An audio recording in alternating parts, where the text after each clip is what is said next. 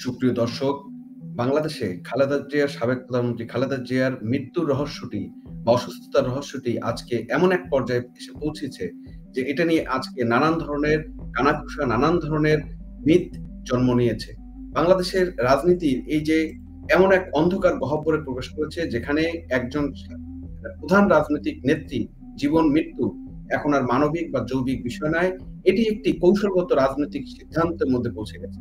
আজ বাংলাদেশের চায়ের দোকান থেকে শুরু করে সোশ্যাল মিডিয়া পর্যন্ত যে প্রশ্নটি চরম রহস্যজনকভাবে ঘুরে বেড়াচ্ছে তা হলো খালেদা জিয়ার কয়টা মৃত্যু দিবস হবে। অনেকেই বলেছেন আপাতত ৩টি তো হয়েই গেছে। এক clinical death, ২ physical death, ৩ political death. কেন প্রশ্ন উঠছে এসব নিয়ে? কারণ সাবেক প্রধানমন্ত্রী খালেদা জিয়ার অসুস্থতা নিয়ে যে গভীর ষড়যন্ত্র চলছে এবং টানাহেঁচড়া চলছে তা তার মৃত্যুকে রাজনীতির হাতে জিম্মি করে ফেলেছে। আজ আমরা বিশ্লেষণ করব কিভাবে এই ৩টি মৃত্যুবরণ বা মৃত্যুর ধারণা সমাজে তৈরি হলো, কেন একটি মৃতদেহ নিয়ে চলছে এত নোংরা খেলা বা একজন অসুস্থ মানুষকে নিয়ে চলছে এত নোংরা খেলা, এবং কেন এইসব কিছুর পিছনে পিচাস ইউনূস এবং লন্ডনে পলাতক যুবরাজের কি কি জটিল চাল রয়েছে সেগুলো নিয়ে আমরা বিস্তারিত আলোচনা করার চেষ্টা করব। প্রথম মৃত্যুটি হলো ক্লিনিক্যাল ডেথ যেটা বলা হচ্ছে। এটি হলো সেই অবস্থা যেখানে মানুষ জৈবিকভাবে হয়তো আর নেই, কিন্তু রাজনৈতিক প্রয়োজনে তাকে জীবিত রাখা হয়েছে। হাসপাতালের যে নাটক আমরা দেখি সেখানে খালেদা জিয়াকে রাজধানীর বসুন্ধরা এভারকেয়ার হাসপাতালে রাখা হয়েছে, কিন্তু হাসপাতালের ভিতরে চিত্র নিয়ে চরম গোপনীয়তা কিন্তু চলছে। নেতারা বাইরে এসে বলছেন চেষ্টা চলছে, উন্নত চিকিৎসা দরকার, কিন্তু দেশের মানুষ এখন বুঝে গেছে লাইফ সাপোর্ট চলছে না, চলছে পলিটিক্যাল সাপোর্ট। শারীরিক বনাম কৌশলগত যদি এই বিশ্লেষণে আমরা যাই তাহলে সেই অনুসারে ধরে নিতে পারি তার শারীরিক অবস্থা এমন যে তাকে যে কোনো সময় নেই বলে ঘোষণা করা যেতে পারে, কিন্তু ঘোষণা আসছে না। কারণ হচ্ছে তার শরীর এখন শুধু একটি দেহ নয়, এটি একটি কৌশলগত পণ হিসাবে পরিণত হয়েছে। তার ক্লিনিক্যাল অবস্থান নির্ধারণ না করে তিনি কেমন আছেন বরং নির্ধারণ করে রাজনীতি কখন তাকে ছাড়বে। দর্শক, কথাটা আবার একটু খেয়াল করবেন, তার ক্লিনিক্যাল অবস্থা নির্ধারণ করে না তিনি কেমন আছেন, বরং নির্ধারণ করে রাজনীতি তাকে কখন ছাড়বে। এমন একটা অবস্থায় আজকে তার এই অসুস্থতার জায়গাটা তৈরি হয়েছে, মানুষের ভিতরে মিথগুলো তৈরি হয়েছে।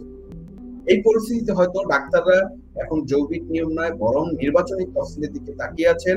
হাসপাতালের প্রতিটি শ্বাস প্রশ্বাস এখন আর রোগীর ফুসফুস নয় বরং অন্তর্বর্তী সরকারের রাজনৈতিক ক্যালকুলেশনের উপর নির্ভরশীল হয়ে পড়েছে বলে মানুষ মনে করছে। দ্বিতীয় মৃত্যুটি হলো ফিজিক্যাল ডেথ, অর্থাৎ প্রকৃত মৃত্যুর তারিখ।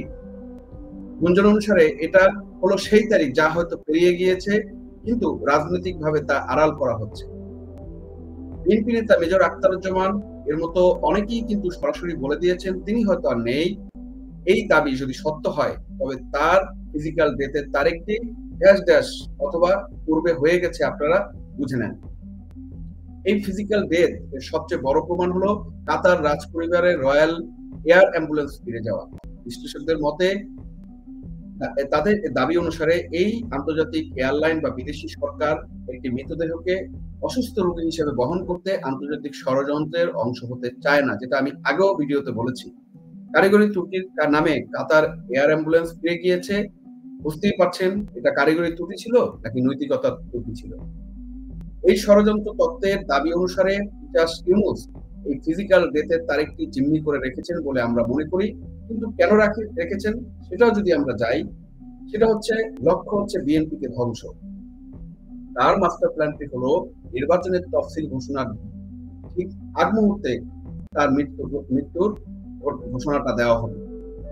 এটা হচ্ছে একটা মনোবল ভাঙার কৌশল।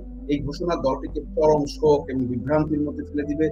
বিএনপি দলগতভাবে ছত্রভঙ্গ হয়ে যাবে, নির্বাচন মানুষও সুযোগ করতে পারবে না, এবং নিশ্চিত জয়ী হওয়া তো দূরের কথা, হয়তো দ্বিতীয় বা তৃতীয় দল করতে পারবে কিনা সেটা নিয়ে কিন্তু তখন প্রশ্ন আসবে। এখন অলরেডি কিন্তু আমরা জানি বিএনপি দলের ভিতরে কিন্তু ব্যাপক তারা অনেকটা কি বলবো ছত্রভঙ্গ অবস্থায় কিন্তু রয়েছে। অর্থাৎ ফিজিক্যাল ডেথের তারিখটি এখন আর প্রকৃতি বা আল্লাহর হাতে নেই এমন বোঝানো যাচ্ছে বা এমনই মানুষ মনে করছে, তা আছে ইউনূসের রাজনৈতিক ঘড়ির কাঁটায়। এর চেয়ে নোংরা রাজনীতি আর কি হতে পারে? তিনি একটি মৃতদেহকে ব্যবহার করে তার চূড়ান্ত রাজনৈতিক প্রতিপক্ষকে শেষ করার যে চক্রান্ত করছেন তা মানুষ কিন্তু অনেকটা বুঝে ফেলেছে এবং তা ঘৃণা ভরে কিন্তু প্রত্যাখ্যান করছে। এবং এই পিশাচ ইউনূসের প্রতি মানুষের যে ঘৃণা, সেটা এক চরম লেভেলে এসে পৌঁছেছে। দ্বিতীয় মৃত্যুটি যেটা আমরা এখানে বলা হচ্ছে সেটা হচ্ছে পলিটিক্যাল ডেথ, অর্থাৎ যেদিন তার মৃত্যুর খবরটি আনুষ্ঠানিকভাবে ঘোষণা করা হবে, সেই দিনটি হবে বিএনপির রাজনৈতিক মৃত্যুদণ্ড। এর মধ্যে অনেকগুলো কারণ আছে যেটা আমরা আগের ভিডিওতে বলছি, যেমন তারেকের ডিপেন্ডেন্ট ভিসা, বিদেশ নিয়ে নাটক। আরেকটা জিনিস যেটা পলিটিক্যাল ডেথের তারিখ ঘোষণার আগেই তিনি চেয়েছিলেন যে লাশ নিয়ে লন্ডনে পৌঁছে যাওয়া, এবং কিন্তু মানুষ বলেছে কোনো এয়ারলাইন লাশ নিয়ে নাটক মঞ্চস্থ করতে রাজি হয়নি, যেটা বাস্তবতা সামনে এসেছে এবং সেই কারণে কিন্তু এয়ারলাইন চলে গিয়েছে, তারিখ পরিবর্তন হচ্ছে, আবার অন্য এয়ারলাইন আসবে, এরকম কিন্তু নানান নাটক চলছে। ফলে এখন তারেক রহমান শুধু বিএনপির নেতৃত্ব নন, তার নিজের ইমেজের প্রশ্নে কিন্তু চরম সংকটে পড়েছে। খালেদা জিয়ার পলিটিক্যাল ডেথ, অর্থাৎ তার মৃত্যু ঘোষণা হবে সেই চরম মুহূর্তে, যা বিএনপির কর্মীদের মনোবল পুরোপুরি ভেঙে দেবে। এটি নিশ্চিত করবে বিএনপি নামক দলটি যেন নির্বাচনের মাঠে আর দাঁড়াতে না পারে। ষড়যন্ত্র বা চূড়ান্ত ষড়যন্ত্র যেটা হচ্ছে সেটা হচ্ছে জামাতকে ক্ষমতায়নের পথ তৈরি করা। এই পুরো ট্র্যাজেডির গ্র্যান্ড কনসেপ্ট হলো এই ৩টি মৃত্যুর নাটক মঞ্চস্থ করার মাধ্যমে ইউনূসকে তার আসল উদ্দেশ্য হাসিল করতে চাচ্ছে। সেগুলো কি?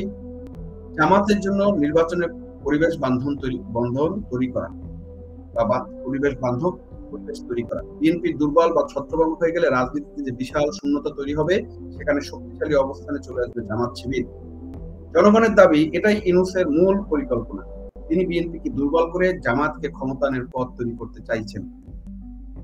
এটাই হচ্ছে ইউনূসের নৈতিক দেউলিয়াত্ব বলতে আমরা মনে করি। এই ষড়যন্ত্রের সবচেয়ে ব্যঙ্গাত্মক দিক হলো একজন নোবেলজয়ী, তথাকথিত একজন নোবেলজয়ী এবং দেশের অন্তর্বর্তী সরকারের প্রধান কিভাবে একটি মৃতদেহকে ব্যবহার করে তার রাজনৈতিক প্রতিপক্ষকে নির্মূল করতে চাইছেন। এর চেয়ে বড় নৈতিক দেউলিয়াত্ব আর কি হতে পারে? চিন্তা করেন কত বড় পিশাচ এই ইউনূস, যে তার ভিতরে এরকম একটা চিন্তা ভাবনা চলছে বলে এখন জনগণ মনে করছে, এবং এই কনস্পিরেসি থিওরি কিন্তু ব্যাপকভাবে বিস্তার লাভ করছে। মানুষের ভিতরে কিন্তু এই বিশ্বাস বদ্ধমূল ভাবে আরো শক্ত এবং পোক্ত হচ্ছে। বন্ধুরা, এটা ছিল খালেদা জিয়ার প্রতি খালেদা জিয়ার ৩টি মৃত্যু নিয়ে জনগণের মধ্যে ওঠা সেই মর্মান্তিক এবং ব্যঙ্গাত্মক বা হাস্যাত্মক আমি মনে করি বিশ্লেষণ। ক্লিনিক্যাল ডেথ চলছে লাইফ সাপোর্ট, জিম্মি তার শরীর। ফিজিক্যাল ডেথ মানে শরীর হয়তো পেরিয়ে গিয়েছে বা এই ইহজীবন ছেড়ে চলে গিয়েছে, কিন্তু জিম্মি ইউনূসের নির্বাচনী ক্যালকুলেশনের মধ্যে। পলিটিক্যাল ডেথ যে মুহূর্তে ঘোষণা হবে, সেই মুহূর্ত বিএনপির রাজনৈতিক খবর রচনা হবে। এই পুরো নাটক প্রমাণ করে আজকের বাংলাদেশের রাজনীতি এবং জীবন্তদের নিয়ে খেলা না, বরং মৃতদের নিয়েও নোংরামি করতে দ্বিধা করে না, বা অসুস্থ মানুষকে নিয়েও নোংরামি করতে দ্বিধা করে না। খালেদা জিয়া তার জীবদ্দশায় যাই করে থাকুক না কেন, তার শেষ পরিণতি আজ রাজনীতির এই নোংরা খেলার শিকার। তার উত্তরাধিকার নির্ধারিত হচ্ছে তার জীবন দিয়ে নয়, বরং তার মৃত্যু ঘোষণা দেওয়ার চরম গুরুত্বপূর্ণ সময় দিয়ে। আর এই নোংরা লাশের রাজনীতিগুলো দেশের রাজনৈতিক সংস্কৃতির চূড়ান্ত ট্র্যাজেডি। আপনাদের কি মনে হয় খালেদা জিয়ার এই ফিজিক্যাল ডেথের তারিখ নির্বাচনের তফসিলের সঙ্গে মিলিয়ে ঘোষণা করা হবে? আপনার বিশ্লেষণ কমেন্টে অবশ্যই জানাবেন। সুপ্রিয় দর্শক, এই যে কথাটা চালু হয়ে গেছে যে খালেদা জিয়ার যে মৃত্যুর ডেথ বা কয় রকমের ডেথ হতে পারে, সেই বিষয়টা আসলে এখন জনমনে ব্যাপক আলোচনা হচ্ছে। সবাই প্রশ্ন করছে খালেদা জিয়ার কয়টা মৃত্যু দিবস হতে পারে। সুতরাং এরকম কিছু না হোক, আমরা চাই সত্যিকার অর্থেই ওনার, যদি উনি মৃত্যুবরণ করে থাকে সেটা নিয়েও কোনো নাটক না হোক, উনি জীবিত যদি থাকে তাহলে স্পষ্ট করা হোক এবং সঠিক তথ্যটা আসলে জনগণের কাছে দেওয়া হোক। কারণ এইসব মিথ বা এইসব কথা কেন আসছে, এ কারণেই আসছে যেহেতু এটা নিয়ে পরিষ্কার বা স্পষ্ট কোনো ধারণা দিচ্ছে না। তারেক রহমানের স্ত্রী জুবাইদা রহমান আসার পরও কিন্তু এমন কিছু কথা বলেছে, যে কথাগুলো আপনারা খেয়াল করেছেন। একবার উনি বলছেন যে ওনাকে নাকি বলা হয়েছে দেশি চিকিৎসা করা সম্ভব, বা উনি দেশি চিকিৎসা করতে চাচ্ছেন। আবার অন্যদিকে গতকালকে কাতার এয়ারলাইন্সের আরেকটা বিমান আসার কথা, সেইটা আবার হঠাৎ করে শুনলাম যে ৯ তারিখে আসবে, ১০ তারিখ উনি ফ্লাই করবে, এবং এই জন্য আবার বিমান বন্দরকে ভিআইপি, এই ফ্লাইটটাকে ভিআইপি ফ্লাইট ঘোষণা করা হয়েছে। এই যে চরম নাটক, এই চরম নাটক মানুষের ভিতরে এই বদ্ধমূল ধারণাগুলো তৈরি করেছে। অনেকেই বলছেন আপাতত ৩টি ডেথ হয়ে গেছে, clinical death, physical death, political death. ধন্যবাদ দর্শক সাথে থাকার জন্য। দেখা হবে পরবর্তী ভিডিওতে। সুস্থ থাকবেন এবং ভালো থাকবেন।